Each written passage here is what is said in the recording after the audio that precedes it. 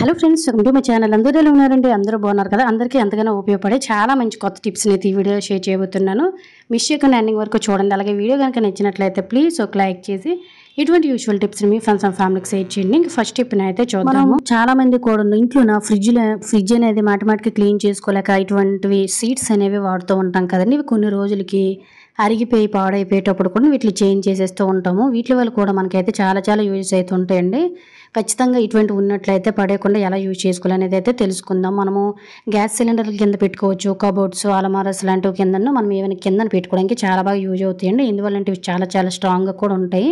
ఇప్పుడు మనం దీన్ని ఎలా యూజ్ చేసుకోవాలనేది తెలుసుకుందాం. ఏదైనా ఓల్డ్ పిల్లో కవర్ కానీ లేదంటే ఓల్డ్ క్లాత్ను కానీ తీసేసుకొని ఈ విధంగా మన దగ్గర ఉండి ఇటువంటి ప్లాస్టిక్ ఫ్రిడ్జ్ది సీట్ తీసుకున్నాం కదా, దాని మీద ఈ క్లాత్ను వేసేసుకొని మనం ప్రతిరోజు కూడా గిన్నెలు అనేవి వాష్ చేసేసిన తర్వాత స్టాండ్లో పెట్టేటప్పుడు కిందన వాటర్ అంతా వచ్చేస్తుంది కదా, వాటర్ డ్రాప్స్ పడిపోయి ఒక్కొక్కసారి మనమే జారిపోతూ ఉంటాము. లేదంటే మళ్ళీ గుడ్డ పెట్టి క్లీన్ చేసుకొని ఇంటి నిండా అయిపోయే పని లేకుండా సింపుల్గా ఇలా ఇటు పడేసే ఒక ప్లాస్టిక్ సీట్ని తీసేసుకొని చక్కగా ఇలా కవర్ను వేసేసుకోవచ్చు. మీకు కావాలంటే లోన కూడా సీట్ని పెట్టేసుకోవచ్చండి. అడుగున సీట్ ఉండడం వల్ల మనం ఎంత వాటర్ వేసినా కూడా క్లాత్ అనేది పీల్చేస్తుంది. అడుగుకు ఒక్క డ్రాప్ కూడా వెళ్ళదు. తర్వాత ఈ క్లాత్ ఆరబెట్టుకొని మళ్ళీ మనం ఈవినింగ్ అయితే ఈవినింగ్, మార్నింగ్ అయితే మార్నింగ్ మళ్ళీ ఈ విధంగా వాడుకున్నామంటే మన శ్రమ తగ్గిపోతుంది. యూజ్ అవుతుందంటే ట్రై చేయండి. ఇంకా సెకండ్ టిప్ అయితే చూద్దాము. ఇంట్లోకి ఎంత నీట్గా ఉంచుకున్న కూడాను దోమలు, ఈగలు, పురుగులు లేదంటే బొద్దింకలు అనేవి వచ్చేస్తూ ఉంటాయంటే మొక్కలు ఉన్నాయనుకోండి ఇంకా ఎక్కువగా చిన్న క్రిమి కీటకాలు అనేవి ఇంట్లో తిరుగుతూ ఉంటాయి కదా. ఈవినింగ్ అయ్యేసరికి దోమల వేడది కూడా చాలా ఎక్కువ ఉంటుంది. ఇవేవి రాకుండా ఉండాలంటే సింపుల్గా ఎలా చేయండి. 4-5 బిర్యానీ ఆకులు తీసుకొని ఈ విధంగా కచ్చాబెచ్చాగా మీరు మెత్తగా పౌడర్ చేసుకోవచ్చు, లేదంటే ఈ విధంగా చేసేసుకోవచ్చు అనమాట. ఆ తర్వాత వెల్లుల్లి మనము ఒలుస్తూ ఉంటాం కదండి, ఆ వెల్లుల్లి కూడా ఎందుకు పనికిరాదని పడేస్తూ ఉంటాము. ఇలా ఆ వెల్లుల్లి పొట్టుకు కూడా మనకి ఇంట్లో ఇంకేంటంటే ఈ దోమలు లాంటివి గట్ట ఏమీ రావు. నేను కొన్ని వెల్లుల్లి పొట్టు ఉంటే ఈ విధంగా ఒలిచేసాను. సో ఈ విధంగా మీరు ఈ రెండింటిని కూడా మిక్స్ చేసేసుకొని మనకి ఈవినింగ్ క్యామ్లోన గట్టను ఏమైనా దోమలు ఎగురుతున్నాయి లేదంటే పురుగులు ఇంట్లోకి వచ్చేస్తున్నాయి అనుకున్నట్లయితే సింపుల్గా వీటిని తీసుకుని వెళ్ళి ఆ ప్లేస్లో పెట్టండి. బెడ్రూమ్లో కూడా పెట్టుకోవచ్చు. అంటే మంచి స్మెల్ వస్తుంది. ఇంట్లోకి ఈగలు, దోమలు, పురుగులు లాంటివి ఏమీ రావు. నెగిటివ్ ఎనర్జీ కూడా ఇంట్లో నుంచి పోతుందండి. కొంతమంది మొక్కలు పెంచేదారు ఎక్కువగా ఈ చీమలు లాంటివి గట్ట వచ్చేస్తూ ఉంటాయి అంటారు కదా. ఇలా చీమలు కూడా రాకుండా ఉండాలంటే ఈ రెండింటిని కూడా మిక్స్ చేసి ఒక ప్యాకెట్లోనైనా లేదంటే డైరెక్ట్గా ఇలా పెట్టేసుకున్న ఇంట్లో ఇంకొక దోమ పురుగులు కూడా రావు. యూజ్ అవుతుందంటే ట్రై చేయండి. ఇంకా థర్డ్ టిప్ అయితే చూద్దాము. మన బాత్రూమ్ అనేది ఎంత క్లీన్ చేసినా ఏదో రకమైన బ్యాడ్ స్మెల్ అనేది వచ్చేస్తుంది కదా. ఇలా బ్యాడ్ స్మెల్ రాకుండా సింపుల్గా ఇలా ట్రై చేయండి. మనం స్నానానికి సోప్ అనేది వాడుతూ ఉంటాం కదండి. ఇలా స్నానానికి సోపు వాడేసిన తర్వాత ఆ పేపర్ అనేది మనకి స్మెల్ అలానే వస్తుంది. అలాగే మనకి ఇది చాలా బాగా యూజ్ కూడా అవుతుంది అనమాట. సో నేను ఇక్కడైతే మేము వాడే సోపు బాక్సెస్ అయితే తీసుకున్నానండి. ఖచ్చితంగా మనకి ఇంట్లో ఉంటూనే ఉంటాయి కాబట్టి ఇలా పడేయకుండా ఇలా చేయండి.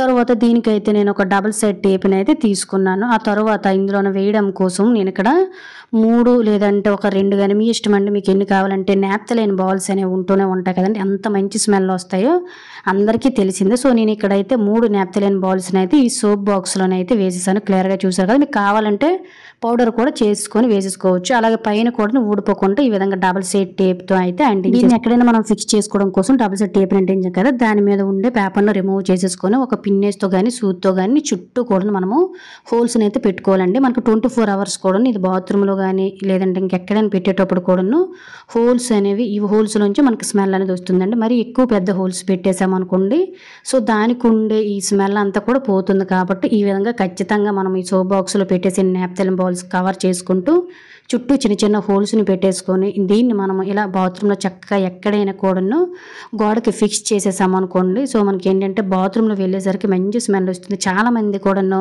బాత్రూమ్ మంచి స్మెల్ రావడం కోసం ఒడినెల లాంటివి గట్టను వాడుతూ ఉంటారు. అవి ఏవి లేకుండా తక్కువ ఖర్చుతోటి న్యాచురల్గా ఇలా సింపుల్గా మీరు బాక్స్లో 3-4 నాప్థలిన్ బాల్స్ని వేసేసుకొని చక్కగా ఇలా సెట్ చేసేసుకోండి. చాలా మంచి స్మెల్ వస్తుంది.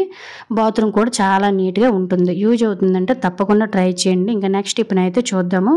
సో మనం ప్రతిరోజు వాడే ఫ్రిడ్జ్ అనేది ఎంత క్లీన్గా ఉంచుకున్నా కూడా ఫుడ్ అనేది పెడుతూ ఉంటాం కాబట్టి ఆ ఫుడ్ పార్టికల్స్ వల్ల మనకి ఏంటంటే ఏదో రకమైన బ్యాడ్ స్మెల్ అనేది వస్తూ ఉంటుందండి. మనం అప్పుడప్పుడు క్లీన్ చేస్తాము.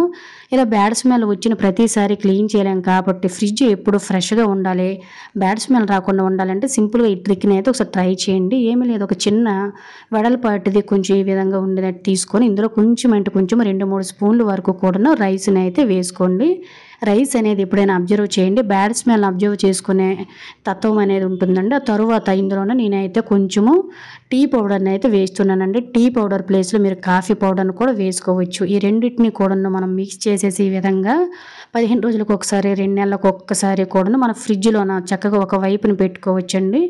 ఫ్రిడ్జ్లో కూడా ఒక్కొక్కసారి రకమైన బ్యాడ్ స్మెల్ వచ్చేటప్పుడు ఫ్రిడ్జ్లో పెట్టుకోవచ్చు, లేదంటే నార్మల్ ఫ్రిడ్జ్లో కూడా 1 లేదా 2 బౌల్స్ని ఈ విధంగా తయారు చేసుకొని మీకు ఎక్కడ కావాలంటే ఇక్కడ పెట్టుకోవచ్చండి. దీనివల్ల ఫ్రిడ్జ్లో నుంచి వచ్చే బ్యాడ్ స్మెల్ అంతా కూడా ఈ రైసు టీ పౌడర్ అనేది తీసేసుకుంటుంది.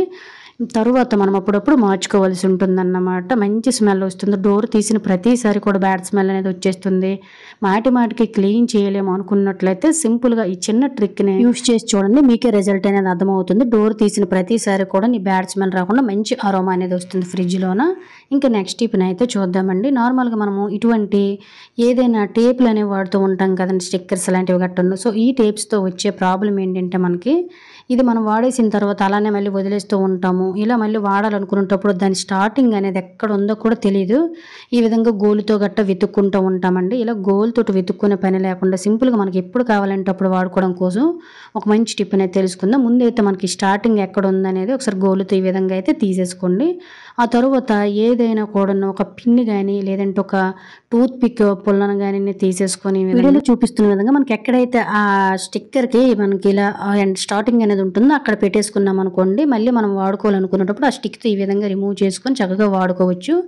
ఈ టేప్ అనేది కలిసిపోకుండా ఉంటుంది. యూజ్ అవుతుందండి, ట్రై చేయండి. ఇంకా నెక్స్ట్ టిప్ని అయితే తెలుసుకుందాము. సమ్మర్లోనే మనం కొత్తిమీర కానీ పుదీనా కానీ లేదంటే ఆకుకూరలు లాంటివి గట్టును తెచ్చుకునేటప్పుడు గట్టును వాడిపోతూ ఉంటాయి కదండి. ఈ సమ్మర్లోనైతే ఇంకా ఎక్కువ చాలా తొందరగా పాడైపోయి డబ్బులు కూడా వేస్ట్ అయిపోతూ ఉంటాయి. అలాంటప్పుడు మనము ఫ్రిడ్జ్లోని పెట్టినా కూడా ఒక 5-6 రోజులు పాడవకుండా ఉండాలంటే సింపుల్గా అలా ట్రై చేయండి. ఇప్పుడు మనం ఆకుకూరలు కానీ పుదీనా కానీ కొత్తిమీర కానీ తెచ్చుకునేటప్పుడు అందులో ఖచ్చితంగా మనకు కుళ్ళిపోయిన ఆకులు లేదంటే పాడైపోయిన ఆకులు గట్టా ఉంటూ ఉంటాయండి. వాటిల్ని ఈ విధంగా శుభ్రంగా ఏరేసుకున్న తర్వాత 2-3 పెద్దగా అంటే కొంచెం దలసరిగా ఉండే పేపర్ను ఫోల్డ్ చేసుకుని అందులో కొత్తిమీర అయితే కొత్తిమీర, పుదీనా అయితే పుదీనా, లేదంటే ఆకుకూరలు అయినా కూడా సింపుల్గా ఈ విధంగా మనం అయితే ఫోల్డ్ చేసేసుకోవాలండి. ఇలా కూడా మనం డైరెక్ట్గా పెట్టుకోవచ్చు, కానీ కాగితం వల్ల కూడా మనకి చెమ్మ అనేది చేరుతుంది కాబట్టి సింపుల్గా ఏవైనా బిస్కెట్స్ కవర్స్ అనేవి గట్టను తెచ్చుకుంటూ ఉంటాం కదండి. సో ఆ కవర్స్ అయినా లేదంటే ప్లాస్టిక్ కవర్స్ అయినా కూడా ఈ విధంగా చుట్టేసుకున్న దానిని ఇలా పెట్టేసుకొని చక్కగా ఫోల్డింగ్ చేసేసుకోవాలండి. ఈ కవర్ వల్ల మనకు కూలింగ్ ఉంటుంది కానీ డైరెక్ట్గా ఆకు మీద పడదు కాబట్టి ఎంత వేసవి కాలంలో అయినా కూడా మనం ఎన్ని రోజులు స్టోర్ చేసుకోవాలనుకున్న ఆకుకూరలు అయినా పుదీనా సింపుల్గా ఈ చిన్న ట్రిక్ తోటి అయితే స్టోర్ చేసుకోవచ్చు ఎన్ని రోజులైనా. ఒకసారి ట్రై చేస్తే మీకే రిజల్ట్ అనేది అర్థమవుతుందండి. సో ఇది ఫ్రెండ్స్ ఈ రోజు వీడియోలో అయితే టిప్స్. ఐ హోప్ ఈ టిప్స్ యూజ్ కనుక యూజ్ అయినట్లయితే ప్లీజ్ ఒక లైక్ చేసి ఇటువంటి యూజ్ఫుల్ టిప్స్ని మీ ఫ్రెండ్స్ అండ్ ఫ్యామిలీకి షేర్ చేసి, ఇంకా మీరు ఎవరైనా మన ఛానల్ సబ్స్క్రైబ్ చేసుకోలేకపోతే ప్లీజ్ సబ్స్క్రైబ్ చేసుకుని పక్కన ఉన్న బెల్ ఐకాన్ ఆల్ యాక్టివేట్ చేసుకోండి. Thank you for watching. By by.